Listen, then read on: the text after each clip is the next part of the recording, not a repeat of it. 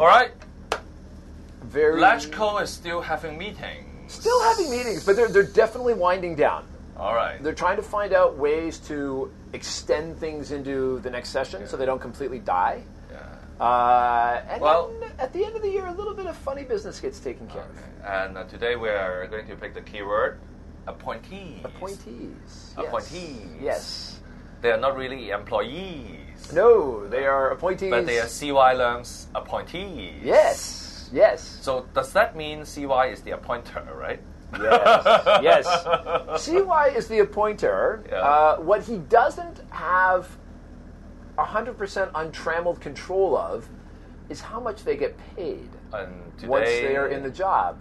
And today there's going to be a little chit-chat about that in LegCo. Oh, okay. So the LegCo members have a subcommittee that examines how much government officials, right, like the Executive Council, and appointees, right, how much they get paid.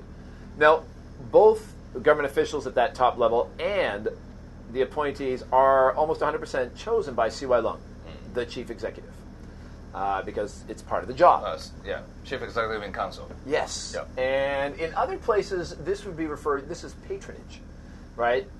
This is the ability of the chief executive to kind of distribute power across the political spectrum, right? And consider that a direct line from Beijing. Yeah. And consider when Obama has become president, he brought in literally the Chicago gang. Yes, out go the Republicans, in come the Democrats. And that happens every time there's a change of power. Yeah. So, but the thing is about these appointees, in other places, these would be considered plum postings and wonderful jobs to have. But in many cases here in Hong Kong, the people that get these jobs, they're usually already pretty well paid where they are. They take these jobs on, and it's a hassle. I mean, rarely, in other places, people be like, oh, look at how much that guy's getting paid. But here, the pay is almost like, well, I know you're going to take this terrible job, but at least it pays okay. Yeah.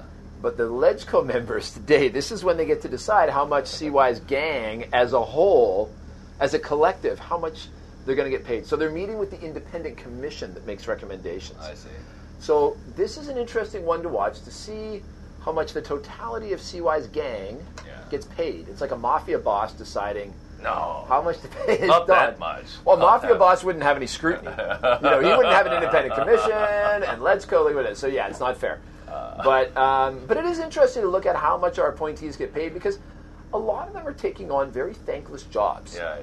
Quite often they're pulled out of especially under this administration. The political heat that comes with some of these appointments. But you know what? A lot of people hate CY Leung, but these posting, you still have to have people to fill in.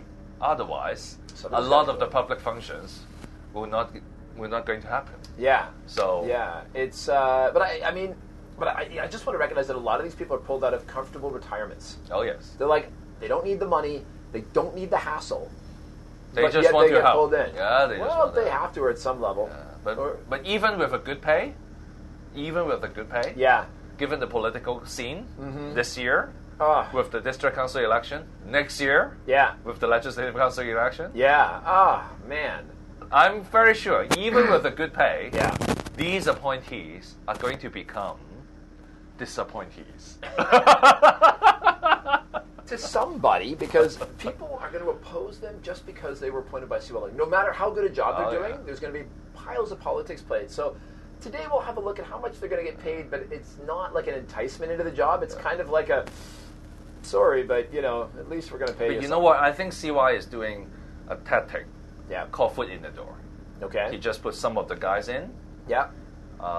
For better or worse, if he got re-elected, then he has a better foundation. Yeah. Even if he doesn't got re-elected, he can still march on for some of his initiative for a very little short period of time. Yeah, his priorities will be maintained until these guys get removed, which takes time. Yeah, because for a very long period of time, I think Donald has put in here and there his appointees. Yeah. So I think what CY is trying to do is trying to reshuffle a bit. Yeah. Obviously, this is not going to be a popular initiative. That's why the huge fight back, even within the system. Not to mention the external environment has been really, really hostile to him. Yeah.